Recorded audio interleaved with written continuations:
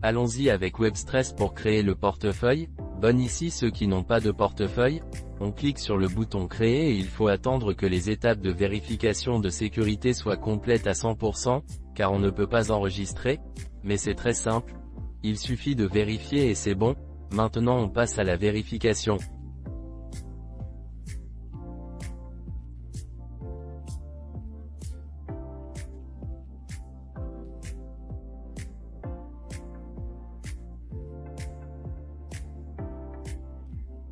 Avec la clé d'accès, il faut confirmer ici, vérifier. Et ça nous y amène.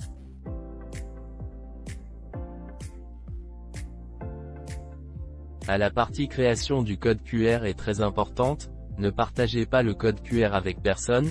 Nous avons déjà créé le portefeuille web. La première étape est d'aller sur le site de Binance. Pour y arriver, il faut aller au portefeuille. Je le marque ici et ici nous avons une vue d'ensemble de l'exchange de Binance, que tous.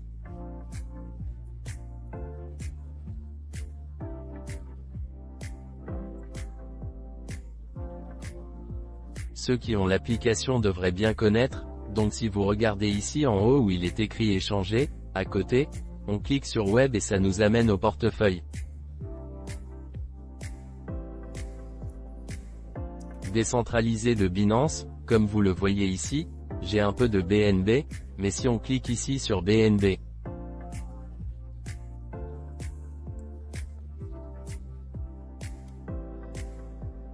vous verrez qu'ici en bas, ajouter des fonds au portefeuille web d'un simple clic, la façon la plus simple est de transférer depuis ici. Si vous l'avez dans le portefeuille sport, vous cliquez ici, vous le voyez ici, du portefeuille sport au portefeuille et vous transférez le BNB dont vous avez besoin ou ce que vous voulez acheter, vous cliquez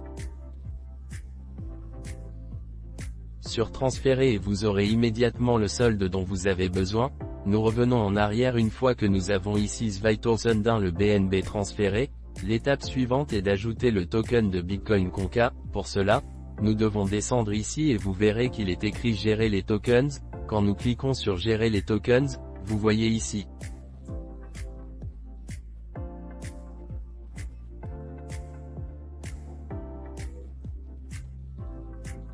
une série de tokens prédéfinis, donc nous venons ici. En haut à droite, il est écrit gérer les tokens, nous cliquons ici et ici vous voyez qu'il est écrit importer un token. Il faut d'abord mettre le réseau, l'adresse du contrat et ça sortira. Nous cliquons ici pour sélectionner le réseau et nous sélectionnons BNB Merchant et maintenant pour voir le contrat, l'adresse du contrat, nous allons sur le site officiel de Bitcoin Finance, et si nous descendons un peu, vous verrez qu'il est écrit contrat Bitcoin. Si nous cliquons sur contrat Bitcoin, cela nous amène à la page de BSC Scan où se trouve le contrat. Donc si nous descendons un peu, vous voyez ici qu'il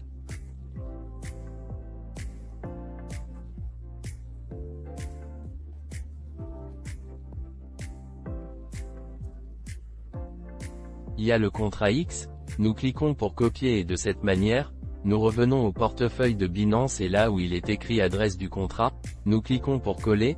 Une fois que nous cliquons pour coller, vous voyez que Bitcoin apparaît, le symbole et le token apparaissent, nous cliquons pour importer, le token a été ajouté. Une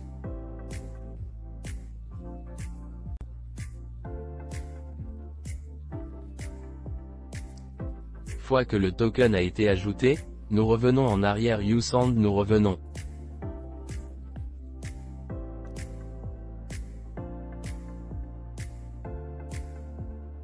en arrière et ici si nous descendons un peu, vous voyez qu'il est écrit ici activer Bitcoin et nous revenons en arrière et vous verrez qu'ici il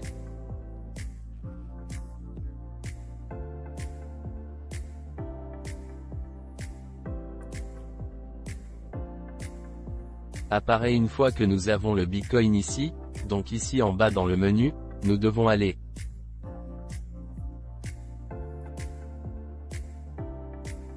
découvrir, nous venons ici pour découvrir, vous verrez que c'est pour aller à la PancakeSwap. C'est important ici à cette étape que même si vous voyez ici l'historique et que vous voyez ici, vous mettez PAN.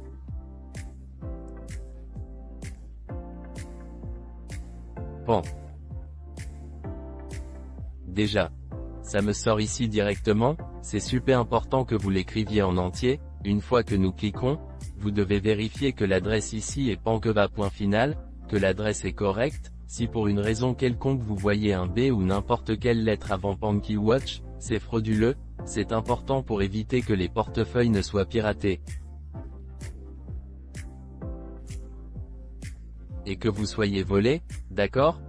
Une fois cela dit, vous voyez ici que le menu en bas indique Trade, donc ici nous cliquons sur Trade. Bon, comme vous le voyez, nous sommes ici sur la page principale de Swap. La première étape que nous allons devoir faire avant de faire quoi que ce soit est de cliquer ici pour courir. Nous allons vérifier où nous avons le portefeuille et il est déjà connecté. Vous voyez que l'icône du portefeuille est ici et il est déjà connecté. Vous voyez qu'il y a déjà un minimum de solde de BNB ici en haut, c'est le token avec lequel nous voulons payer, et ici en bas, c'est le token que nous voulons acheter. Nous allons ici à Cake et nous recollons le contrat de Bitcoin et vous voyez ici que ça sort pour importer. Nous cliquons et ça sort ici en bas. L'étape suivante est également importante, ne mettez pas le maximum de ce que